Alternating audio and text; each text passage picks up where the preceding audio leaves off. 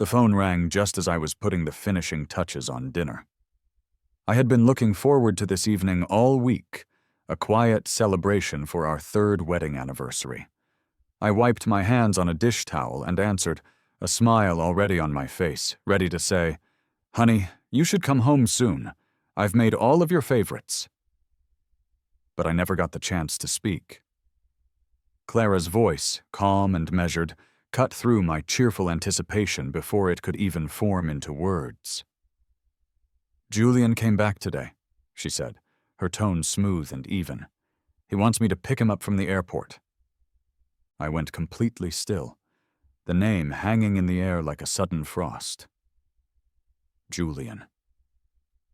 Hearing his name always triggered an immediate, instinctive feeling of inferiority, a cold knot tightening in my stomach. Clara continued, her voice remaining gentle, as if she were discussing something as trivial as the weather. "I'm just telling you ahead of time so you don't overthink things. Oh, and I sent you a little something for our anniversary. It should have arrived by now. Remember to check for it." After the call ended, I walked zombie-like to the front door and found a small package waiting on the porch. I brought it inside and opened it to find a handsome box containing a pair of expensive-looking cufflinks. For a moment, a wave of warmth washed over me, a flicker of happiness in the cold dread that had settled in my chest. The gift seemed to say that I still mattered, that despite Julian's return, I was still the one she was thinking of on our anniversary. But as I turned the box over in my hands, I noticed a small, almost imperceptible flaw on the corner, a slight tear in the velvet lining. It was a minor thing, but it bothered me. The next day I took them to the luxury brand's boutique in the city center, hoping for an exchange. The sales associate was polite but firm. "I'm very sorry, sir," she said with a practiced smile, "but we cannot offer replacements for promotional gifts. We can't guarantee that they will be flawless." I was stunned, holding the cufflinks that suddenly felt cheap and heavy in my hand. "Promotional gift?" I repeated, the words feeling foreign on my tongue. "Yes," she confirmed. This particular item was a complimentary gift with any purchase over $100,000 last week. I stared down at the box, my mind racing, connecting dots I hadn't wanted to see. Just then, my phone buzzed with a message. It was from my mother-in-law. "Ethan, I know I sound like a broken record, but you really need to hurry up and give me some grandchildren," the message began. "Clara clearly doesn't have her head in the game with you, and you're slacking off. The way things are going, who knows if you'll still be calling me Mom next year." My mother-in-law's messages were often laced with this casual cruelty. I had grown mostly numb to it over the years. She came from wealth and had never approved of my humble origins, never missing a chance to remind me of my perceived inadequacy. But it was the image attached to the text that made my blood run cold. It was a photo of Clara and Julian on a magnificent yacht, the sun setting behind them. They were looking into each other's eyes with a tenderness I hadn't seen from her in years, their fingers intertwined. My hands started to shake. I zoomed in on the photo, my eyes scanning the background, and that's when I saw it. There, on the plush sofa next to Julian, was a crisp, new shopping bag from the very same luxury brand as the cufflinks. But it wasn't just one bag. Surrounding it were at least 10 other shopping bags from various high-end designers. A wave of despair, so profound it was almost dizzying, washed over me. Clara hadn't bought me a gift. She had given me the freebie that came with the mountain of gifts she had purchased for Julian. In that moment, the marriage certificates we shared, the vows we had taken, felt like nothing more than a meaningless sham. Walking out of the mall, a chilly autumn wind cut through the glass doors, mirroring the ice that had formed around my heart. The night felt profoundly cold and empty. Back home, I sat alone at the perfectly set dinner table, the anniversary meal growing cold, when my phone rang again. This time it wasn't Clara. It was Julian. His voice was smooth and charming, laced with an undeniable playfulness. "Oh, Clara, don't be like that. Let me talk to Ethan for a second," he said, clearly teasing her. I could hear the seductive, confident tone in his voice, even through the phone. "Ethan, my friend, how have you been lately? I'm doing great. Clara rushed straight from work to pick me up today, you know?" He paused, then added with a sigh of feigned regret. "But don't get me wrong, I would never want to come between you two. As long as Clara's happy, I'm content." Realizing his supposed slip-up, he quickly corrected himself. "Sorry, Ethan. I was just rambling. Don't take any of it to heart."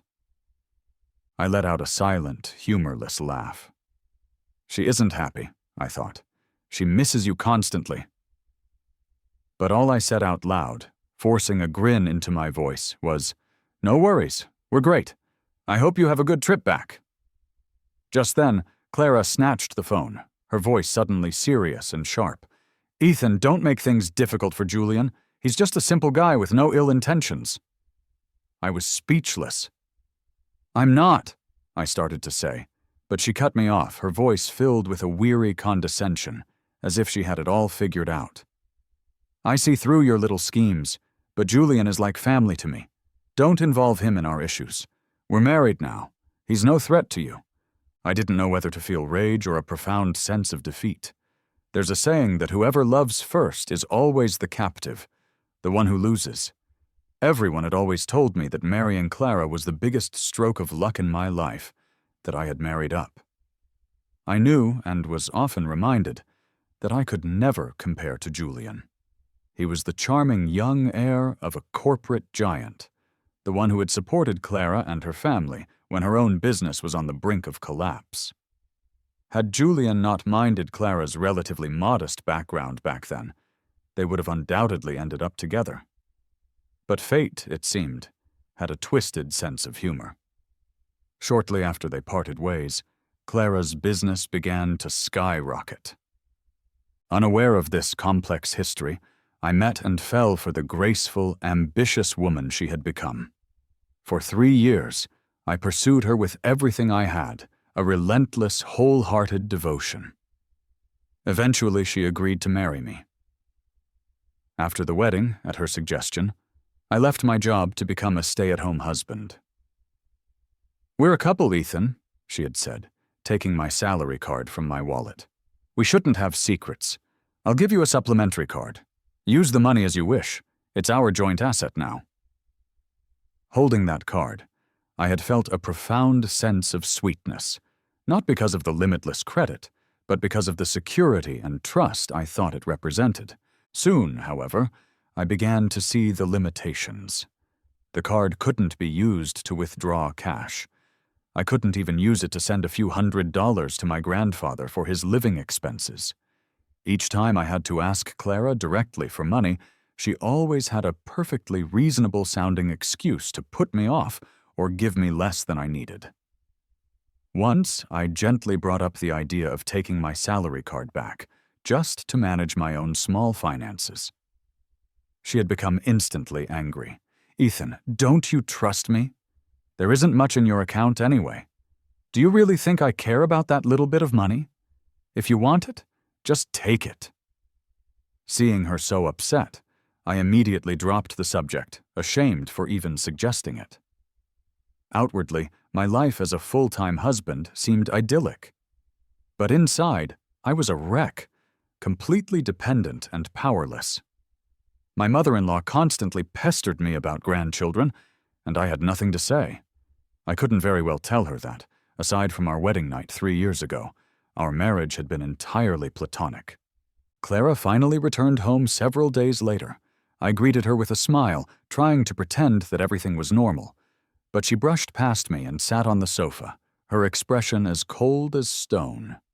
"Ethan, I didn't realize you could be so petty," she said, her voice dripping with disappointment. I froze, completely bewildered. "What are you talking about?" "Julian told me you insulted him over the phone. Why would you do that?" "I didn't," I said. But she held up a hand, silencing me. She was convinced I was lying. Her eyes, which I had once found so captivating, were now like chips of ice. Julian was my first love, you know that. Now that I'm with you, why do you still feel the need to make things difficult for him? What did he ever do to you to deserve that kind of humiliation?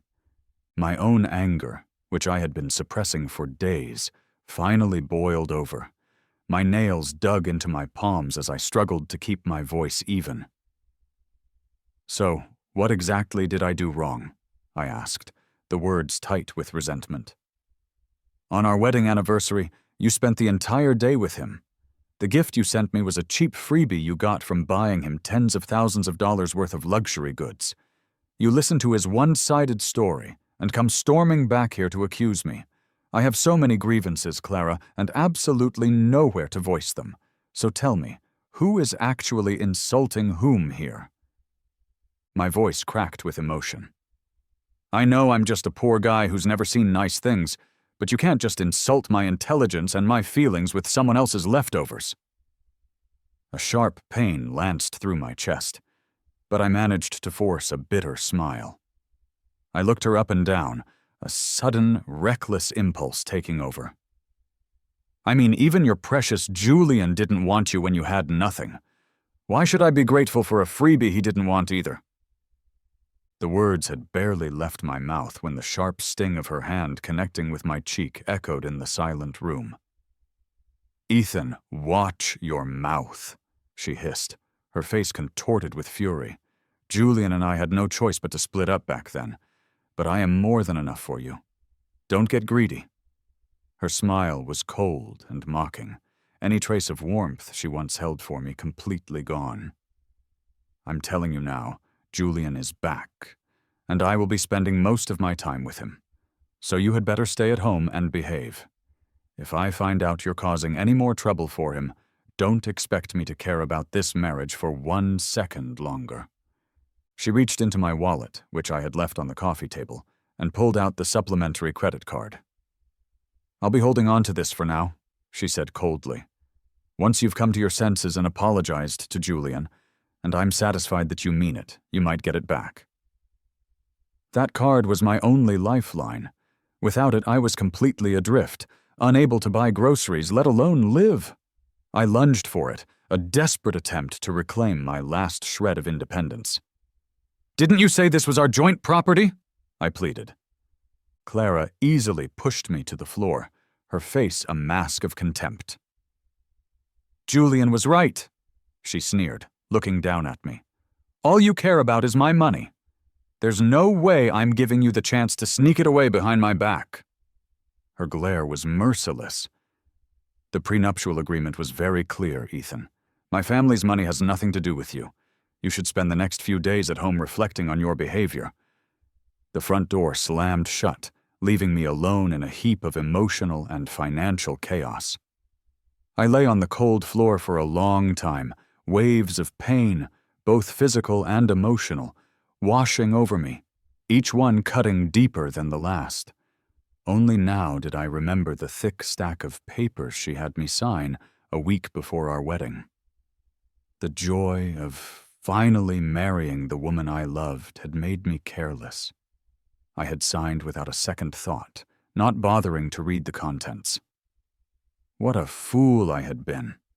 This so-called life as a stay-at-home husband, this fantasy of shared assets and no secrets, it was all an elaborate lie Clara had spun to strip me of my last ounce of security. Our marriage wasn't a partnership, it was a cage I had willingly walked into. Just then, my phone began to ring. It was the local hospital.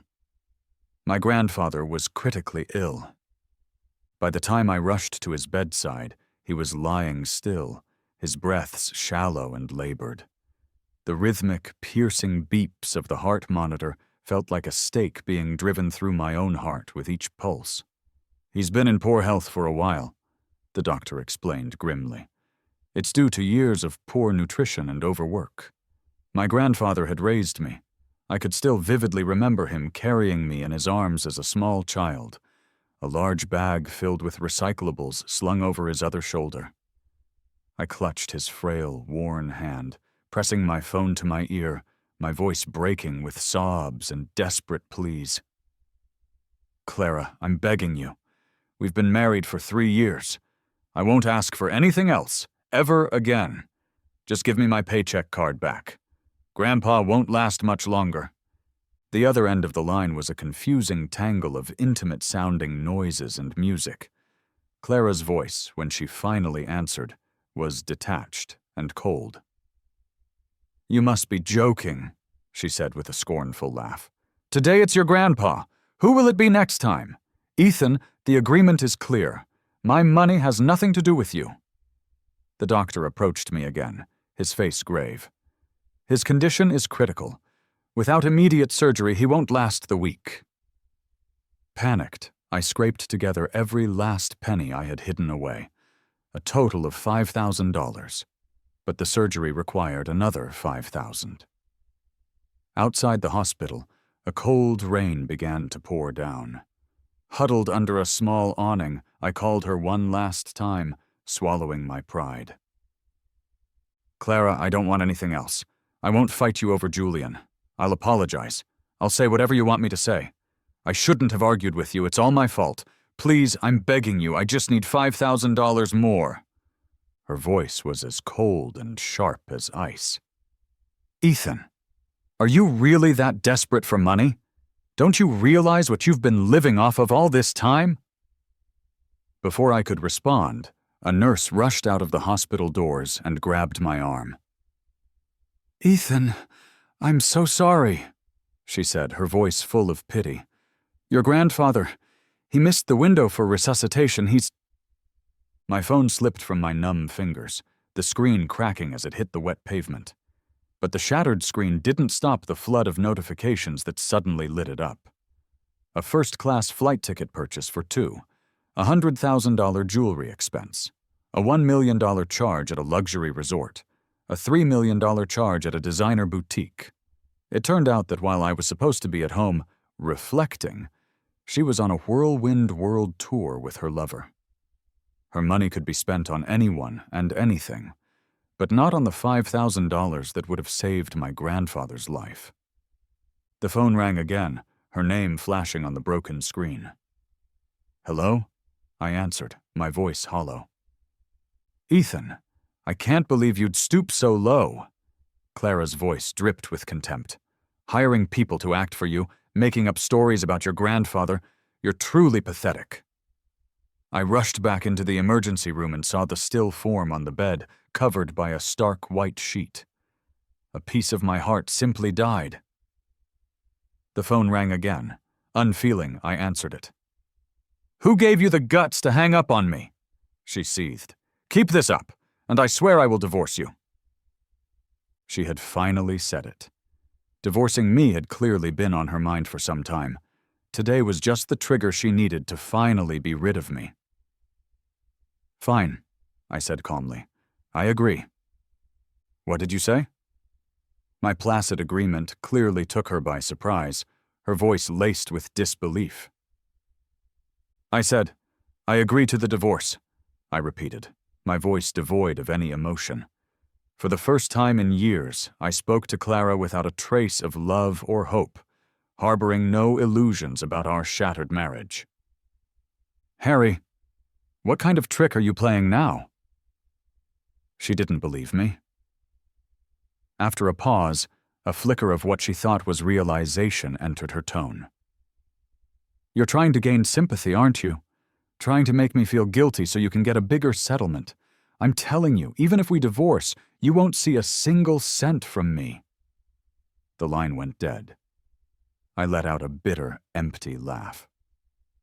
She truly believed that everyone in the world was as conniving and transactional as she was. I looked down at my wedding ring, the diamond on it shining brightly, mocking my years of foolish devotion. I twisted it off my finger. It meant nothing to me now. After processing the death certificate, I had my grandfather's body cremated. There was now one less person in this world who truly loved me. I took his ashes back to our old home, the small house where I grew up. It had been empty for so long that a strong, musty odor hung in the air. While sorting through his few belongings, I found nothing but a handful of patched-up old shirts. The tears I had been holding back for days finally flowed. I clutched his worn clothes to my chest and sobbed, a profound regret washing over me. If only I hadn't so recklessly pursued a love that was never meant for me. If only I hadn't been so gullible, so quick to believe Clara's lies about our shared future. I would have had the money for his treatment. I was overwhelmed with a suffocating self-loathing, a deep resentment for myself and for her. After cleaning the house from top to bottom, I found a yellowed comic book in a dusty box in the attic. It had clearly been read many times, the pages soft and crumpled. I tried to remember. Yes, Grandpa used to read this to me to entertain me when I was a little boy. But I couldn't recall any of the details. I flipped it open randomly, and on the inside cover, a few words were scribbled in pencil. Clara's name stood out, clear as day. Was this her comic book? Why did my grandfather have it? The question was a fleeting puzzle, and I soon forgot about it, packing it away with a few other mementos before taking my grandfather's ashes to be buried on the small hill behind the house. Returning to the large, opulent house Clara and I had shared, it felt cavernous and empty, utterly devoid of life. I found our wedding photo. In it, I was beaming, a picture of pure happiness. Clara's lips were curled into a smile, too, but her eyes held no joy. I had never noticed it before, but looking at it now, I could see it clearly. There was no love in her gaze when she looked at me. All this time, I was simply her rebound, a tool she used to heal from the heartbreak Julian had caused. Just because I was willing to go the extra mile to give her my whole heart, she had thrown me a hollow, loveless marriage as a consolation prize. The thought was so absurd, it was almost hilarious. I closed my eyes, and with steady pressure from both hands, I tore the photo in two. A single tear escaped and rolled down my cheek, a final mourning for my dead romance. I placed the two pieces of the photo into a large envelope, along with my wedding ring and the signed divorce papers, and had them couriered to her office. After packing a single bag with my things, I walked out of the home I had lived in for 3 years. As the door clicked shut behind me, I took one last look back, a final, silent goodbye to my past. Back in my small hometown, the little house became my last refuge. I figured Clara would be thrilled to sign the divorce papers, given that I wasn't asking for anything from her, only for the return of my own salary card. Now she could finally be with Julian openly, without any pretense. A few days later, I was woken by the sound of urgent, insistent knocking. I opened the door to find an angry-looking Clara standing on my porch, with Julian hovering nervously behind her. I certainly hadn't expected them to show up here. This was the first time she had ever lowered herself to visit this run-down little village since we had met. Before I could say a word, Clara grabbed my wrist, her eyes scanning the humble surroundings. "You live here?" she asked, a note of disbelief in her voice. "Yeah, this is where I grew up. It can't compare to your mansion, I know." "I'm not talking about that," she said, her brow furrowed with an urgency I couldn't understand. "I mean, why haven't you ever mentioned that you lived here, in this specific place, before?" "I have," I replied coolly. "You just never wanted to come with me."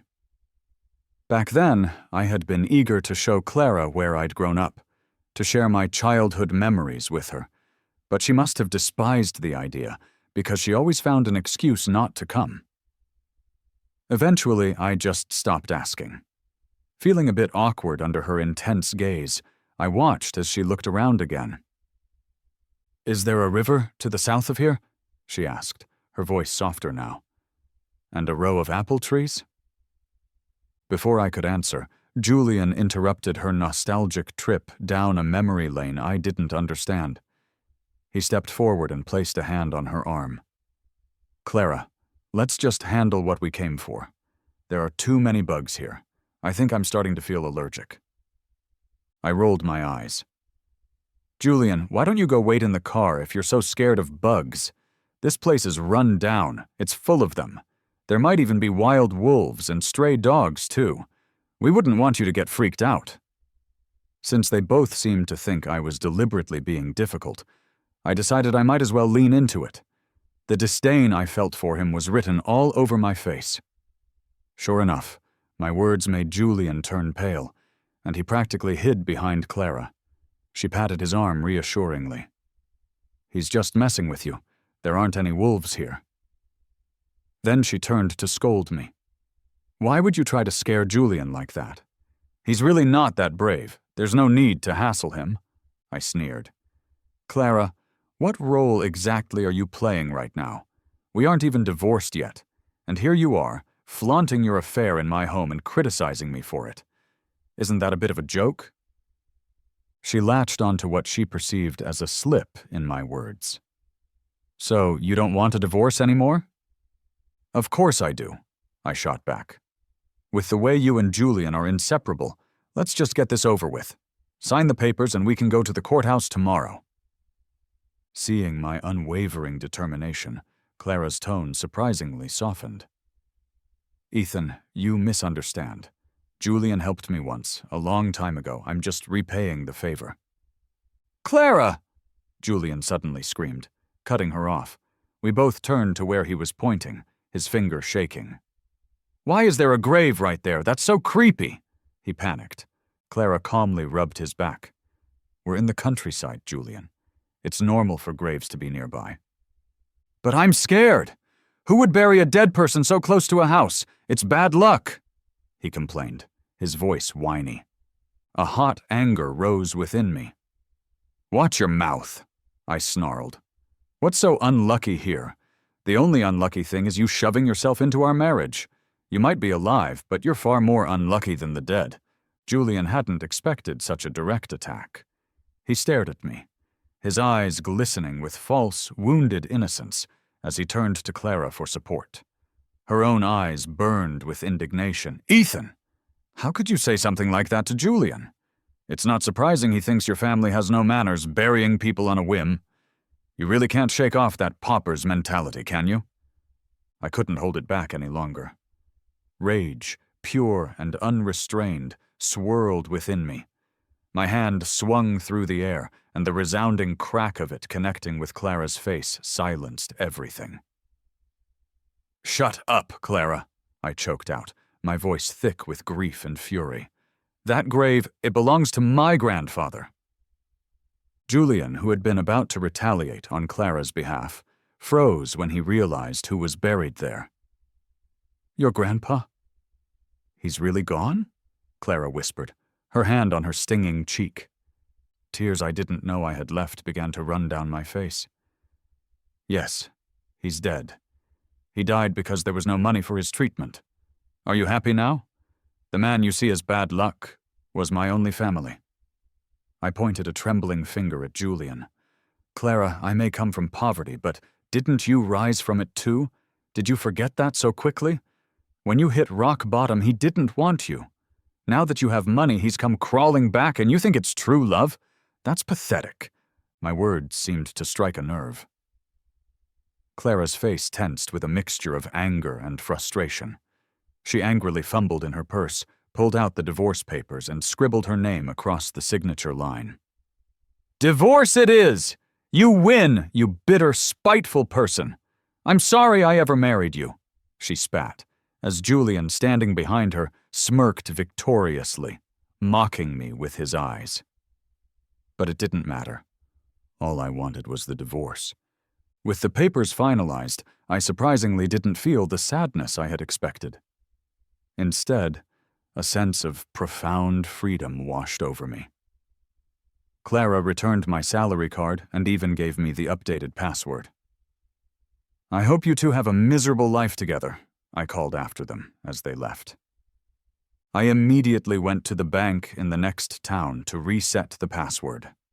Seeing a balance of just over $100,000 saved there, a fresh wave of sorrow rose within me. It was more than enough to have saved my grandfather's life. Blaming Clara seemed pointless now. The blame I felt for myself was far more fitting. In the following weeks, I took a teaching job at the small school in town. The requirements weren't high, and the pay was enough to get by. Sometime later, while scrolling through social media, I came across Clara and Julian's official engagement announcement. The comments section was flooded with blessings and congratulations. A photo of them kissing provoked a bitter smile. Clara and I had wedding photos, of course, but she had never allowed me to post them or even announce our marriage publicly. Her excuse back then was that her company was preparing for its IPO, and publicizing her marriage could be harmful to the stock price. I had trusted her completely and told no one. Now, with the company public and thriving, she was free to marry her one true love. To the outside world, they were a perfect match, a modern-day fairy tale. No one knew about the husband who had been tossed aside, or that the true love had once been the intruder. The day after the announcement, the town's mayor sought me out. Having come back from the city, most people in the village viewed me as someone worldly, someone who had seen more of life. "Ethan, a big company from the city wants to come here to shoot a commercial, promote our town a bit," he said excitedly. He asked if I would help coordinate the visit, since I had experience with city folk. For our small town, this was a huge spectacle, and I happily agreed. I never expected that Clara and Julian would be the ones arriving with the production crew. They stood together, looking intimate and powerful, immediately capturing the attention of the entire village. Everyone showered them with praise. "That's the millionaire's husband, huh? So handsome." "He's even prettier than Ethan, and look at those clothes. That must be expensive material." "Yeah, and that huge rock on the boss lady's hand has to be a real diamond." I was standing off to the side, watching, when Julian was the first to spot me. He started walking over, a smug smile playing on his lips. "Ethan, long time no see." That self-satisfied attitude of his made my stomach churn, but with so many people around, I couldn't just ignore him. "Yeah, long time." He took a step closer and whispered in my ear, "Clara and I are getting married next month. I hope you can come to our wedding." He then gave a bright, saccharine smile and waved Clara over. The two of them stood in front of me, a united front. "Ethan, I'm genuinely inviting you," Julian said loudly, for the benefit of those nearby.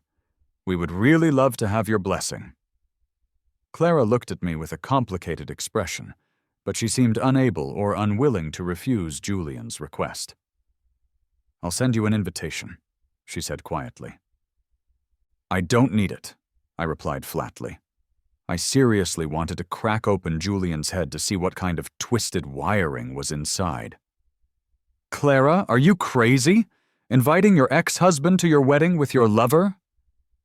"Julian is not my lover," Clara hissed, her face flushing red with embarrassment at my words. "Not a lover?" I pulled out my phone and showed them the picture her own mother had sent me, the one of them on the yacht, hugging and gazing at each other. "Who would believe there's nothing going on between you two? Check the date. It was our wedding anniversary." Julian tried to snatch my phone, but I dodged, and he nearly lost his balance. Clara caught him, holding him tight. "Ethan, how dare you try to push Julian right in front of me?" At this point, I was sure Clara had some serious issues with both her reasoning and her eyesight. I just shrugged. "You'd better take your lover and get out of here, or I'll just keep bullying him." "Let it go, Clara. Ethan didn't mean it," Julian said, putting on his best act of a benevolent victim. He pulled Clara away to prepare for their photoshoot. And that's when I understood. When the mayor mentioned a commercial, what he really meant was their wedding photoshoot. Our village was known for its beautiful, untouched scenery, and though it was the first time anyone had chosen to take their wedding photos here, I had somehow ended up as Julian's unwilling personal assistant. Despite having a large crew at his disposal, he kept asking me to get him things, to fetch him water, to hold a reflector. It was clearly deliberate. I bit my tongue and completed each task, eager for the day to be over. I was afraid that if I stayed even a second longer, I might finally lose control and physically hurt the both of them. "Right then," Julian shouted, his voice high-pitched with alarm, catching everyone's attention. "My ring! My ring is missing!" He started searching frantically, and Clara immediately got everyone on the crew to help look for it. After a long, fruitless search, Julian pointed a finger directly at me. "Clara, Ethan must have taken it." There was no way he could make such a baseless accusation after using me like a servant all day. "I didn't take it," I said firmly. Clara seemed skeptical, torn. "Julian, keep looking. Ethan wouldn't take your ring." Julian put on a deeply hurt expression. "Clara, really? You trust him over me? I just took it off for a second, and he was the only one standing near me. Who else could possibly have taken it?" "I said I didn't take it, so stop accusing me." Clara looked between us, deep in thought, unable to make a judgment. "Would you let me see your bag, or let us search you then?" Julian demanded, the request utterly ridiculous. Of course I refused, but he kept going on and on about how important and irreplaceable the ring was, a family heirloom, he claimed. Finally, Clara approached me, her expression hardening. "Frank might be right, Ethan. You've always been greedy. You might really have taken it." "You wish," I muttered, clutching my bag tightly, unwilling to budge. To Clara, this only made me look guiltier. "If you didn't take it, why won't you let us look? Ethan, you're unbelievable, stealing from us." Feeling completely justified, Julian lunged for my bag. In the ensuing struggle, it fell to the ground, and everything spilled out onto the grass. A pack of tissues, my house keys, a glasses case, and the old, yellowed comic book. The bag was one I had bought myself, the only decent one I owned. Usually I just carried a simple canvas tote, but today, wanting to look presentable for the big company visiting, I had used this one. Everything was out in the open, and there was no ring. Yet Julian wouldn't give up. He kept whispering urgently to Clara. "Clara, it might be on his person. We need to check him." He called her name several times, but she didn't respond. Instead, she was squatting on the ground, picking up the old comic book, her gaze fixed on it. Her hands were shaking slightly, and her breathing grew quicker. "Ethan," she said, her voice tight, "why is this book in your bag?" Julian tried to grab it from her, but Clara swatted his hand away. He could only cling to her arm, whispering sweetly, "Clara, it's just a silly old book. Let's go finish the shoot." But this time, Clara didn't listen. Julian's voice seemed to grate on her nerves, and she snapped, "Shut up!" He was shocked into silence, standing there biting his lip in discontent. Clara looked at me, her eyes searching my face. "Tell me, why do you have this book?" It was labeled with her name, after all. "My grandpa gave it to me," I explained. "If it's yours, you can have it back. I wasn't holding on to it to be spiteful." "That's impossible!"